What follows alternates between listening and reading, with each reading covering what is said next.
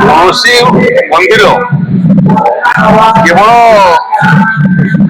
ପୂଜା ଏବଂ ଆରାଧନାର କେନ୍ଦ୍ର ନୁହଁ, এটা হচ্ছে সমাজের আস্থার কেন্দ্র এবং সমাজে যেবে যেবে পরিস্থিতি উপজিছি সে সময় পৌরসত্ব দেখাবার লম্বা ইতিহাস।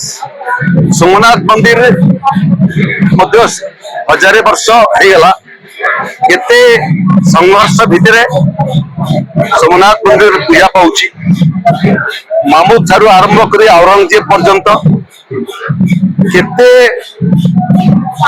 বিদেশী সুলতান আক্রমণ কলে, ধ্বংস করিয়া চেষ্টা কলে, লুণ্ঠন কলে, কিন্তু যে আকারে হাজারে বর্ষ পরে পূর্বর নির্মাণ হয়েছিল আজি মধ্য সেই আকারে সে মন্দির অছি এবং লোকঙ্কর ভারতীয় মানকর আস্থার কেন্দ্র হয়ে অছি, শ্রদ্ধার কেন্দ্র হয়ে অছি, ভক্তির কেন্দ্র হয়ে অছি। কেবল উপাসনা পাই নুহ, সংঘর্ষর ইতিহাস মধ্য বখাণুছি। সোমনাথ মন্দির এবং যেতে শৈবপীঠ অছি ভারত বর্ষরে আজি আমি হাজারে বর্ষ পূর্তি পালন করুছু।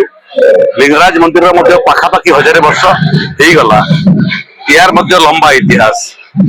সে ক্রমে আজি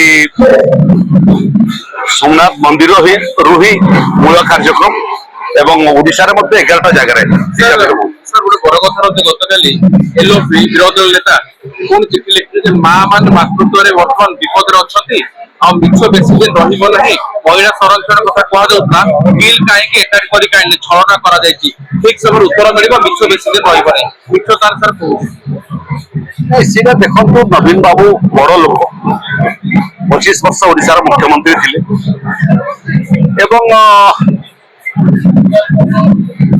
মুখ্যমন্ত্রী থিবা সময় যে নিষ্ঠা এবং প্রতিবদ্ধতা দেখাবার আবশ্যকতা লা সে সময় দেখাইলে নাই।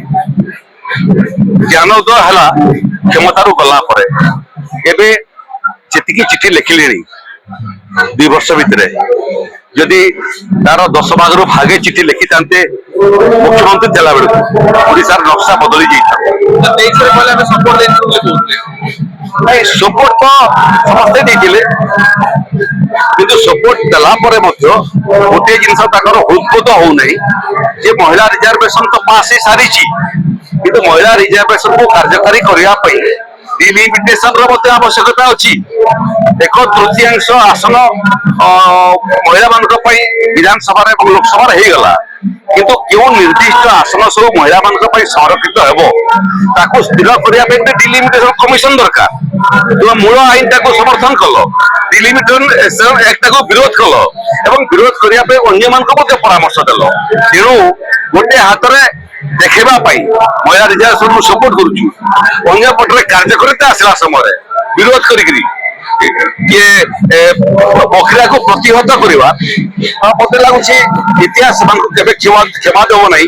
ଯେଉଁମାନେ ଡିଲିମିଟେସନ ଆକ୍ଟକୁ ପ୍ରତିରୋଧ କଲେ ଏବଂ ସଂରକ୍ଷଣ ମହିଳାମାନଙ୍କ ପାଇଁ ସଂରକ୍ଷଣର ପ୍ରକ୍ରିୟାକୁ ସମାପ୍ତ କରିଦେଲେ। ମୁଖ୍ୟମନ୍ତ୍ରୀ ଆଇନ ଶୃଙ୍ଖଳା ମୁଖ୍ୟମନ୍ତ୍ରୀ ପୋଲିସକୁ ପୁରା ଫୁଲ ପାୱାର ଦେଇଛନ୍ତି, ଆଗେ ମଧ୍ୟ କରିଛନ୍ତି। କାଲି ବାପିଆ ମାନେ ନୟାଗଡ଼ରେ ଜଣକ ବାପୁଡି କାଟୁଛନ୍ତି, ଆକ୍ରମଣ କରି ପାଇଛନ୍ତି। ରାୟଗଡ଼ାର ମଧ୍ୟ ଚିତ୍ର ଆସୁଛି, ଗୋଟେ ମିଟିଂ ହଉଛି, ଅନ୍ୟମାନେ ଆକ୍ରମଣ କରୁଛି। ସାର୍ କଣ ପ୍ରତିକ୍ରିୟା ରଖିବେ ସାର୍? ଦେଖନ୍ତୁ, ଅପରାଧ ପ୍ରବଣତା ଧୀରେ ଧୀରେ ସମାଜରେ ବଢି ବଢି ଯାଉଛି, এটা সমাজ ପାଇଁ শুভঙ্কর নୁହଁ।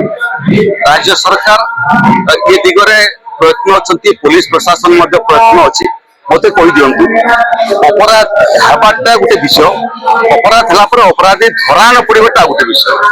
ইয়ে সরকার 2 বর্ষ ভিতরে গোটে অপরাধ মতে কই দিয়ন্তু যে অপরাধরে অপরাধী ধরা পড়লানি, দণ্ডিত হেলানি। অতীতর 25 বর্ষ দেখন্তু আপন, সে সময় অপরাধ হউতলা, যেতকি চিন্তার বিষয় লা, অপরাধী ধরা পড়ুনଥିଲା এবং সরকারি পৃষ্ঠপোষকতারে আইনটাকে আখিঠার মারি দেউଥିଲା, সেটা চিন্তার বিষয়। এবে অপরাধ যেতিকি হଉଛି পুলিশ প্রশাসন এবং গৃহ বিভাগ সে ভলিয়া কার্যানুষ্ঠান মধ্য গ্রহণ করুছি। আপনার কনভিকশন রেট মধ্য 2 গুণর অধিক হয়ে গলানি এবং সময় সীমা ভিতরে আমি বিচারকে মধ্যে সমাপ্ত করছু। এইটা যে দিশু না, থরে কেতবে সময় দেলে সে ব্রিফ করেদেবু যে এই ভিতরে 2 ବର୍ଷ ଭିତରେ କେତେଟା କେସ୍ ହେଇଛି, କେତେ ଲୋକ ଧରା ପଡିଛନ୍ତି, କେତେ ଅପରାଧୀ ଦଣ୍ଡିତ ହୋଇଛନ୍ତି। ସାର୍ ଆପଣ ପ୍ରସ୍ତୁତି ବାତ୍ୟାର ଆସିଲା ଟଳେଇ ଦେଲା ସାର୍। ଦେଖନ୍ତୁ ଓଡିଶା ବାତ୍ୟା, ବନ୍ୟା ଏବଂ ପ୍ରାକୃତିକ ବିପର୍ଯ୍ୟୟକୁ ମୁକାବିଲା କରିବାରେ ଏତେ ସକ୍ଷମ ହେଇଗଲାଣି, ଆପଣଙ୍କର ମନ୍ଥା ଆସିଲା ବେଳକୁ ମଧ୍ୟ ଓଡିଶା ପ୍ରବେଶ କରିବାର ପୂର୍ବରୁ ଗତି ପରିବର୍ତ୍ତନ କରି ପଳେଇଗଲା। ତାପରେ ମଧ୍ୟ ଗୁଡ଼ିଏ ବାତ୍ୟା ଆସିବା ପାଇଁ ସୂଚନା କରୁଛନ୍ତି, ପହଞ୍ଚିବା ପୂର୍ବରୁ ପଳେଇ ଯାଉଛନ୍ତି। ଏଠି ଆମେ ଯୋଉ ଜାଗାରେ ଅଛୁ ସେଠି ପ୍ରଭୁ ଲିଙ୍ଗରାଜ ଅଛନ୍ତି, ମହାପ୍ରଭୁ ଜଗନ୍ନାଥ ଅଛନ୍ତି, ସେମାନଙ୍କର ଆଶୀର୍ବାଦ ଥାଉ। ପ୍ରାକୃତିକ ବିପର୍ଯ୍ୟୟ ଓଡିଶାକୁ ନଛୁଇଁକିରି ବାରମ୍ବାର ଏମିତି ଅନ୍ୟ ପଟକୁ ପଳେଇ ଯାଉଥିବ। ଆଜ୍ଞା 24 ଘଣ୍ଟା 365 ଦିନ ପ୍ରତ୍ୟେକ ମୁହୂର୍ତ୍ତ ପ୍ରସ୍ତୁତ।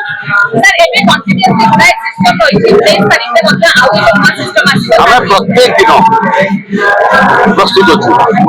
ଆମକୁ ବିନା ନୋଟିସରେ ଆସିଲେ ମଧ୍ୟ ଆମେ ପ୍ରସ୍ତୁତ ଅଛୁ। ଆଉ ଅନୁମାନ ତ ପୂର୍ବ ଅନୁମାନ ତ ଆଇଏମଡି କରୁଛି, ଆଇଏମଡି ପୂର୍ବ ଅନୁମାନ କରୁଛି, କିନ୍ତୁ ବହୁତ ସମୟ ଆଇଏମଡି ଅନୁମାନ କରୁ କି ନ କରୁ, ଅନ୍ୟ ଏଜେନ୍ସି ଅନୁମାନ କରନ୍ତୁ ଲୋକ, ଆମେ ପ୍ରସ୍ତୁତ ଅଛୁ, କିଛି ଅସୁବିଧା ନାହିଁ।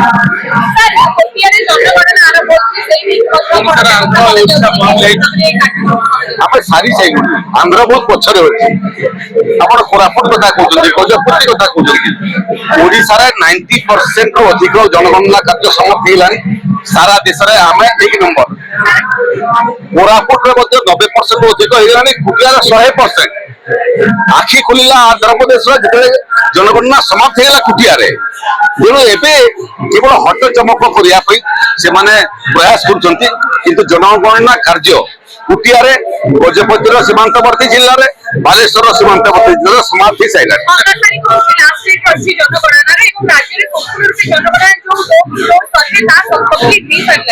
ମୋଟାମୋଟି ଆମେ ପରା କହିଲି ଆପଣଙ୍କୁ ଭାରତ ବର୍ଷର ସବୁଠୁ ଆଗରେ ଅଛୁ ଜନଗଣନା କରିବାରେ, ସଫଳତା ସହିତ କରିବାରେ। 100% ଆଚିଭମେଣ୍ଟରେ ଓଡିଶା ଭାରତ ବର୍ଷର 1 ନମ୍ବର ହବ।